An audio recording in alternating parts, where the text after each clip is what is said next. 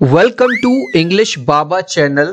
Class 10 history से chapter number 5 है print culture and the modern world. आज हम करेंगे इसके क्वेश्चन आंसर, तो जल्दी से वीडियो को लाइक कर दो। आई होप चिल्ड्रन आपने वीडियो को लाइक कर दिया है और अभी तक चैनल को सब्सक्राइब नहीं किया तो सब्सक्राइब कर दो सो दैट आपको हमारे सारे अपडेट्स मिलते रहे। क्वेश्चन नंबर 1 देखिए। क्वेश्चन नंबर 1 है गिव रीजंस। आपको कुछ सेंटेंसेस दिए गए हैं और आपको रीजन बताना है कि क्या रीजन है। तो पहला क्वेश्चन है wood block print only came to Europe after 1295।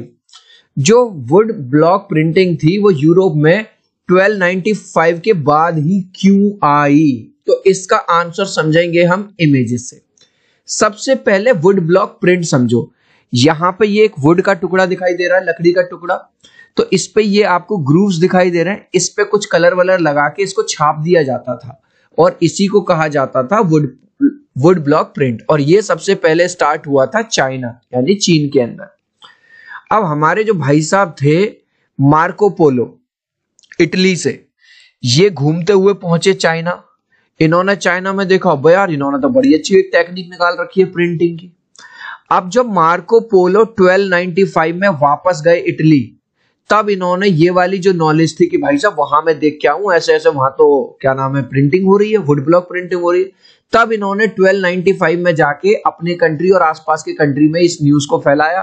तब जाके वहां पे ये वाली वुड ब्लॉक प्रिंटिंग स्टार्ट हुई। तो समझ गए। क्वेश्चन ये पूछ रहा था 1295 के बाद ही क्यों शुरू हुई, क्योंकि 1295 में मार्को पोलो चाइना से वापस गया इटली और तब जाके ही उसने वहां बताया। भाई उस टाइम पे फेसबुक व्हाट्सएप वगैरह तो थे नहीं। तो आंसर कैसे लिखेंगे, मार्को पोलो ब्रैकेट में लिख दिया है मैंने, इटालियन एक्सप्लोरर है ना, जो इटली से था, visited China and learn the technology of would block printed. वो जब चाइना पहुंचा भाई साहब उसने देखा सीखा वुड ब्लॉक प्रिंटिंग क्या है। When he return to Italy in 1295, अब ये वापस लौट के गया 1295 में। He spread this knowledge with him, और भाई साहब अपने साथ जो नॉलेज ले गया इसको उसने फैलाना शुरू कर दिया। Gradually this knowledge spread from Italy to the other parts of Europe, और इटली से ही ये जो न्यूज है, ये जो नॉलेज है, दूसरी जगहों पर भी फैलने लगी यूरोप की। तो क्वेश्चन ये पूछ रहा था कि 1295 के बाद ही क्यों यूरोप में आई, क्योंकि हमारे जो भाई साहब हैं मार्को पोलो ये ही 1295 पहुंचे अपनी खबर लेके। नेक्स्ट क्वेश्चन अब हम देखेंगे। Martin Luther was in favour of print and spoke out in praise of. अब जो मार्टिन लूथर भाई साहब थे ये बड़ी तारीफ करते थे कि प्रिंट और इसके बड़े फायदे हैं। इस क्वेश्चन को समझने के लिए हम एक अलग एग्जांपल लेंगे। मान के चलो या तो तुम ये हो या तुम ये हो, और तुमको एक वीडियो बनानी है पिज्जा के ऊपर कि पिज्जा खाने के क्या क्या नुकसान है या क्या क्या फायदे हैं। अब तुमने भाई साहब वो वीडियो बना के यूट्यूब पे डाल दी और तुम्हारा वो शॉर्ट्स, तुम्हारी वो वीडियो इतनी ज्यादा पॉपुलर हो गई कि वायरल हो गई कि लोग तुमको जानने लगे, पहचानने लगे, तुम सेलिब्रिटी बन गए। अब मुझे ये वाली बात बताओ, इस चीज से तुमको फायदा हुआ या नुकसान हुआ कि तुम्हारे जो व्यूज थे पिज्जा के ऊपर वो फैल गए और हजारों लाखों लोग तुमको जानने लग गए, तुमको फॉलो करने लग गए। तो तुम कहोगे सर ये तो हमारे लिए बढ़िया बात है।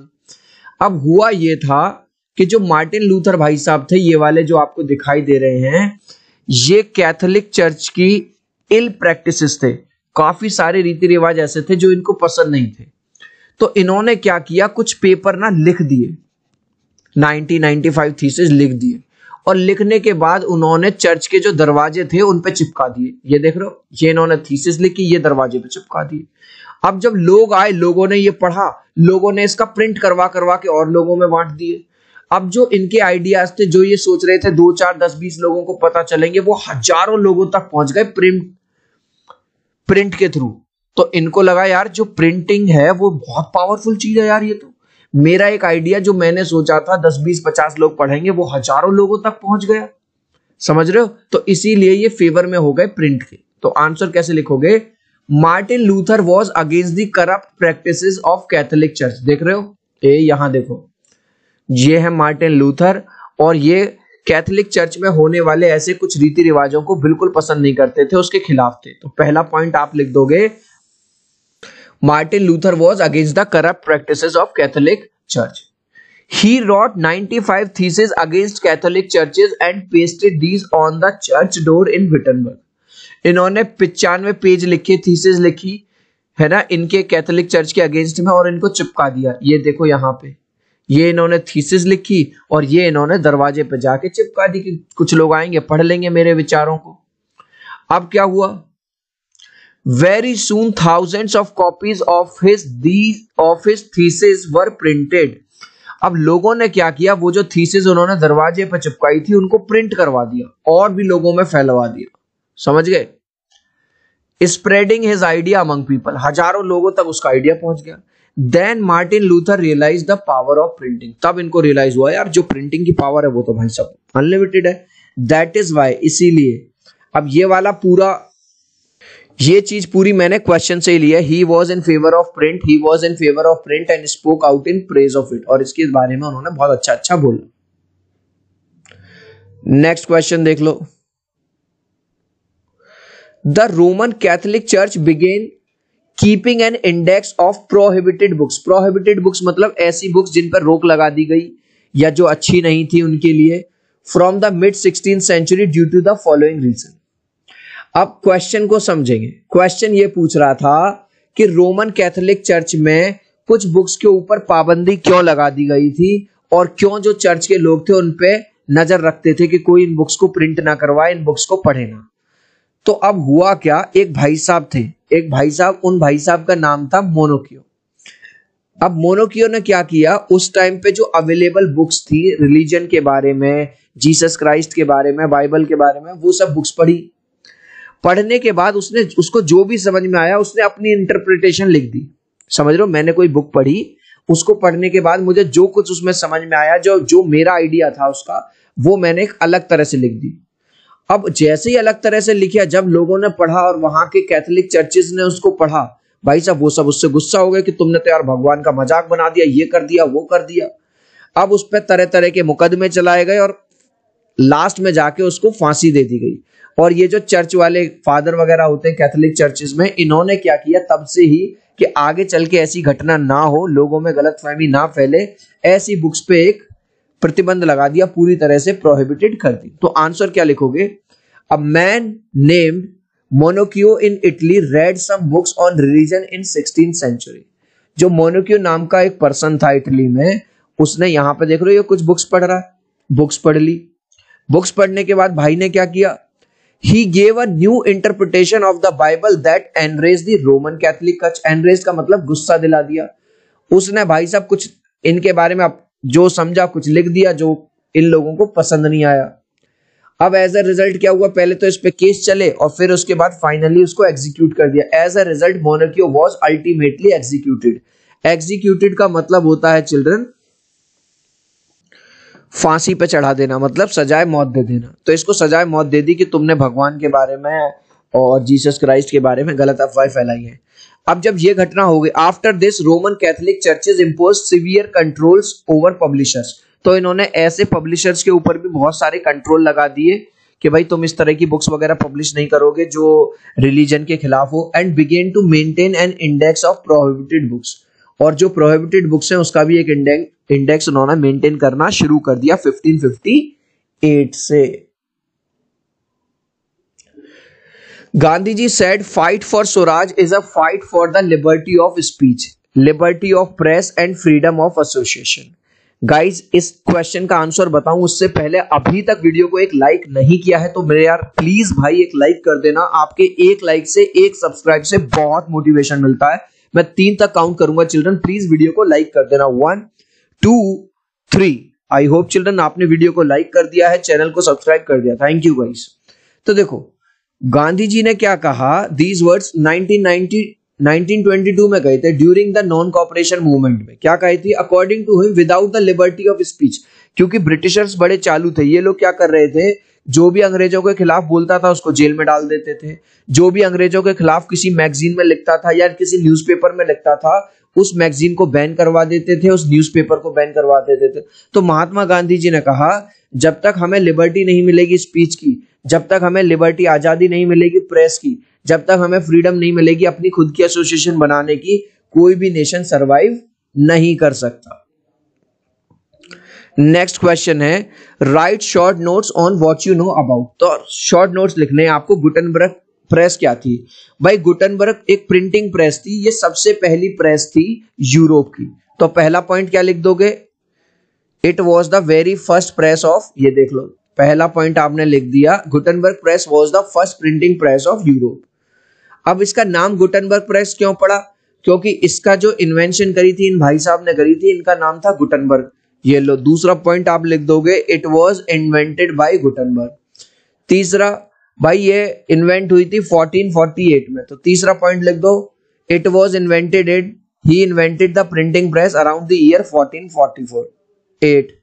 चौथा, इस प्रिंटिंग प्रेस से जो सबसे पहली बुक पब्लिश करी गई वो थी होली बाइबल, ठीक है, क्रिश्चियंस की। तो फोर्थ पॉइंट आप लिख दोगे, Bible was the first book to be printed from this press. मजा आ गया? Next question, Erasmus idea of the printed book. Erasmus का क्या आइडिया था? चिल्ड्रन अभी आपको याद है थोड़ी देर पहले हमने मार्टिन लूथर के बारे में पढ़ा था कि मार्टिन लूथर को पता चल गया कि बुक्स के प्रिंट होने से कितने फायदे हैं और इसकी क्या पावर है। लेकिन ऐसे भी लोग थे जो प्रिंटिंग के खिलाफ थे, उनमें से एक थे हमारे भाई साहब इरेस्मस। इरेस्मस ने क्या कहा कि समाज में ऐसी बुक्स तो कम है जो अच्छे आइडियाज फैलाएंगी, अच्छे विचार देंगी, लोगों को रिलीजियस बताएंगी। ऐसी बुक्स ज्यादा आ जाएंगी जो इररेलीवेंट होंगी, ठीक है, उनका नेगेटिव इंपैक्ट पड़ेगा, लोग अपने रिलीजन के खिलाफ जाएंगे। तो इसीलिए इसी वजह से वो किसके खिलाफ थे? प्रिंटेड, जो प्रिंटिंग टेक्नोलॉजी थी इसके खिलाफ थे। Erasmus was not happy with the idea of printing books. जो प्रिंटिंग बुक्स के आइडिया से वो खुश नहीं थे। क्यों? According to him few books में, सॉरी ये है give, GIVE, give useful information but majority of books में जस्ट बी इररेलीवेंट और इलॉजिकल। वो कह रहे थे कुछ बुक्स तो हैं जो अच्छी बात बताएंगी, अच्छा आइडिया कन्वे करेंगी, लेकिन ज्यादातर बुक्स जो हैं इररेलीवेंट होंगी, उसमें कोई लॉजिक नहीं होगा और इसका अंजाम ये होगा, रिजल्ट एज अ रिजल्ट क्या होगा? इररिलीजियस आइडिया विल स्प्रेड। लोग ईश्वर पे विश्वास करना बंद कर देंगे और इररिलीजियस बन जाएंगे। Next, the vernacular press act. अब ये जो अंग्रेज लोग थे जो भारत पर राज कर रहे थे, ब्रिटिशर्स, ये बड़े चालाक लोग थे। जो भी इनके खिलाफ लिखता था मैगजीन में, न्यूज़पेपर में, रेडियो में, उस पे ये पाबंदी लगा देते थे, बैन कर देते थे। तो इन्होंने देखा यार ये भारत के लोग तो अब हमारे खिलाफ लिखने लग गए, इन्होंने अखबार बना लिए, तो इन्होंने एक एक्ट पास कर दिया जिसका नाम था वर्निकुलर प्रेस एक्ट। इस एक्ट में इन्होंने कहा कि जो भी हमारे खिलाफ लिखेगा किसी मैगजीन में, न्यूज़पेपर में, उस न्यूज़पेपर को बंद कर दिया जाएगा, उस मैगजीन को बंद कर दिया जाएगा, उस पर केस चलेगा। इसके अलावा वो जो मशीनरी है जिससे वो प्रिंट हो रहा है वो भी सीज कर ली जाएगी और उसको डिस्ट्रॉय कर दिया जाएगा। तो आंसर कैसे लिखोगे? British were not happy with the news article printed against them by Indian press, newspaper या मैगजीन। ब्रिटिश इस बात से खुश नहीं थे कि कोई भी उनके बारे में गलत न्यूज लिखे न्यूज़पेपर में, प्रेस में या मैगजीन में। To stop it pass the vernacular press act. इन्होंने क्या कर दिया? एक वर्नैक्युलर प्रेस एक्ट पास कर दिया, according to which if any paper printed something against British rule. अगर कोई भी भारत का पेपर ब्रिटिशर्स के अगेंस्ट कुछ लिखता है, इट वुड बी बैंड, इसको बैन कर दिया जाएगा। Its machinery would be seized, उसकी जो मशीनरी है वो जब्त कर ली जाएगी और उसको डिस्ट्रॉय कर दिया जाएगा। नेक्स्ट क्वेश्चन है, what did the spread of print culture in the 19th century in India mean to. अब 19th सेंचुरी में जब इंडिया में प्रिंट कल्चर आया तो इससे औरतों पे क्या असर पड़ा? पुअर, गरीब लोगों पे और रिफॉर्मर्स पे। तो सबसे पहले हम देखेंगे जो हमारी लेडीज थी। सबसे पहले reading habits improved among women. जब बुक्स आने लग गई, प्रिंटिंग मटेरियल आने लग गया, तो लोगों ने पढ़ना चालू किया, उनमें लेडीज भी थी। Many journals started emphasizing the importance of women education, और जो लेडीज की एजुकेशन है उस पर भी ज्यादा ध्यान दिया जाने लगा। Many magazines and books were specially published for women. यहां तक कि कुछ ऐसी मैगजीन भी आने लगी जो स्पेशली डेडिकेटेड थी केवल विमेन के लिए, यानी कि उनको एम्पावर करने के लिए। जो पुअर लोग थे उन पे क्या असर पड़ा? लिटरेसी रेट इंप्रूव्ड हो गया, मतलब वो पढ़ने लिखने लग गए। Printed material specially for entertainment began to reach even the poor. आपने सुना होगा कॉमिक्स वगैरह, शायद आपने ना सुना हो तो आप अपने फादर से पूछना। कॉमिक्स आती थी चाचा चौधरी की, नागराज, ये ध्रुव वगैरह। हम लोगों ने, अगर आप 20-25 साल पहले, तो एंटरटेनमेंट वाली जो न्यूज है वो आती थी, चंपक वगैरह। Books could be hired for a nominal fees. आप बुक्स को क्या कर सकते थे, किराए पे ले सकते थे। जैसे मान के चलो 100 रुपए की किताब है तो आपने एक पूरे महीने के लिए ले ली, वो 3 रुपए में, तो आपने बुक भी पढ़ ली और पैसे भी कम देने पड़े। Very cheap small books were brought to the market in 19th century to be accessed by poor as well. तो बहुत सस्ती सस्ती किताबें भी मार्केट में आने लगी ताकि जो गरीब लोग हैं वो भी किताबें पढ़ सके। अब हमारे जो रिफॉर्मर्स थे उन्होंने कैसे यूज किया? Reformers use newspaper, journals, books to highlight the social evil prevailing in society. भाई बहुत सारे सोशल रिफॉर्मर थे, जैसे राजा राम मोहन रॉय थे और भी थे। उन्होंने समाज में जो हमारे सोशल ईविल चल रही थी, जैसे सती प्रथा चल रही थी और चाइल्ड मैरिज चल रहा था, उनको रोकने के लिए उन्होंने इन सब प्रिंटेड मटेरियल का यूज किया। Raja Ram Mohan Roy publish the Sambad Kaumudi to highlight the plight of widows. अब राजा मोहन रॉय ने ये दिखाने के लिए कि जो विधवा औरतें हैं उनकी क्या बुरी स्थिति होती है, एक जो पब्लिश किया पेपर, उसका नाम था Sambad Kaumudi. From 1860s many Bengali women wrote books highlighting the experience and plight of women। अब 1860 के बाद से क्या होने लगा, कई सारी बंगाली औरतों ने बुक लिखना शुरू कर दिया, किसके बारे में, कि औरतों की स्थिति बहुत ज्यादा खराब है। गाइज इस लास्ट क्वेश्चन का आंसर आप मुझे दोगे कमेंट सेक्शन में, देखूंगा कितने बच्चे राइट आंसर देंगे। The Gutenberg press was first printing press of. Gutenberg press कहाँ की प्रेस थी? इंडिया की, पाकिस्तान की, यूरोप की या नन? आप चाहो तो अपने आंसर में ए, बी, सी या डी लिख देना, मैं समझ जाऊंगा। सो आई होप मेरा ये छोटा सा वीडियो आपको बहुत अच्छा लगा होगा। प्लीज वीडियो को लाइक कर देना, चैनल को सब्सक्राइब कर देना। अब हम मिलते हैं अगले वीडियो में। Bye bye.